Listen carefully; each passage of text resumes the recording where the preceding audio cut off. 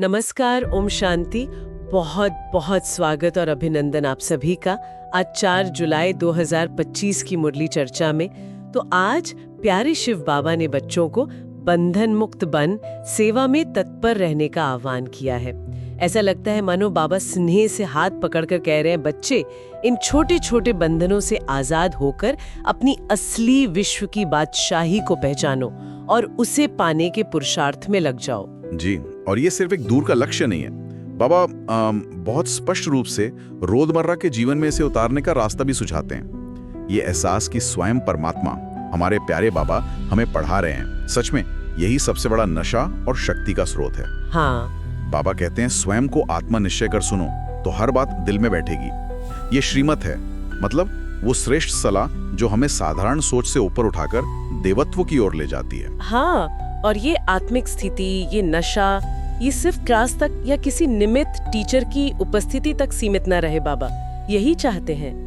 कितनी कमाल की बात है कि बाबा बच्चों को इतना सक्षम देखना चाहते हैं कि वे स्वयं सेंटर संभाल सकें, बिल्कुल, दूसरों को भी अपने जैसा बना सकें। जी, अगर कभी ब्राह्मणी बहन नहीं भी हैं, तो ज्ञान चर्चा रोकनी नहीं चाहिए। हाँ, आपस में मिलकर मुरली बिंदुओं पर विचार विमर्श करना, एक दूसरे को समझाना, इसी अभ्यास से तो सेवाधारी बनेंगे ना। बिल्कुल, मुरली तो देखिए सभी को मिलती है, वो हमारा मुख्य आधार है।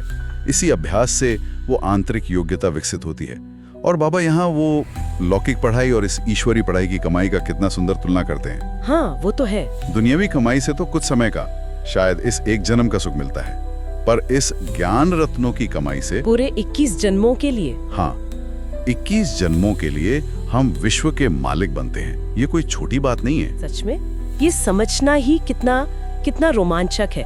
बाबा कह रहे अगर इस बात का निश्चय पक्का है तो फिर सारा ध्यान बस इसी अविनाशी कमाई पर, हाँ, इसी अविनाशी कमाई को जमा करने में लग जाना चाहिए। लेकिन यहाँ एक वो शर्त भी है। जी, शर्त है।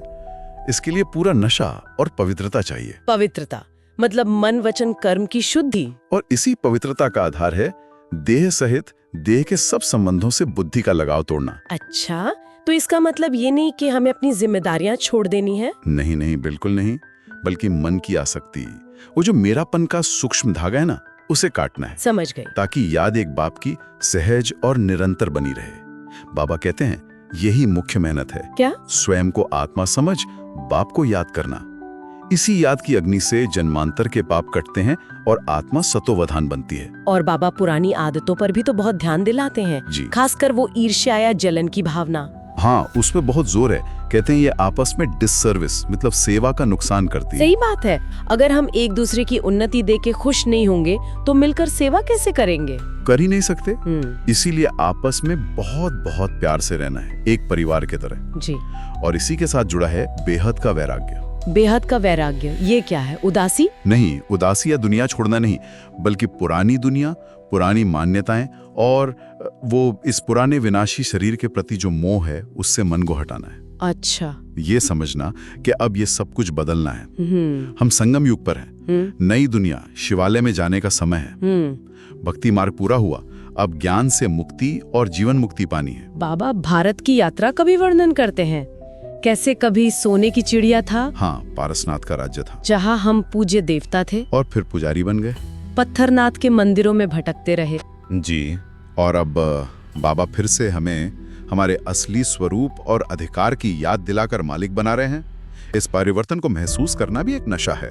बिल्कुल। और इस परिवर्तन की प्रक्रिया को समझाने के लिए बाबा कितनी सुंदर मिसाल देते हैं। हाँ, जैसे वो भ्रमरी का मिसाल। हाँ, भ्रमरी। जैसे भ्रमरी कीड़ा का ध्यान कर भूं भूं करके उसे भी अपने जैसा बना देती है, वैसे ही हमें ज्ञान की भूं भूं करके, मतलब ज्ञान का चिंतन और मनन करके औरों को भी ज्ञान देना है। हाँ, औरों को भी परमात्मा ज्ञान देकर अपने समान देवता बनाना है। और वो सांप वाला उदाहरण? हाँ, जैसे सांप पुरानी केंचुल छोड़ देता है, वैसे ही हमें इस पुराने शरीर के भान, इसकी बीमारियों, इसकी सीमाओं के एहसास से परे जाना है, आत्मा समझना है खुद को। तो आज की इस गहरी चर्चा का सार क्या निकलता है?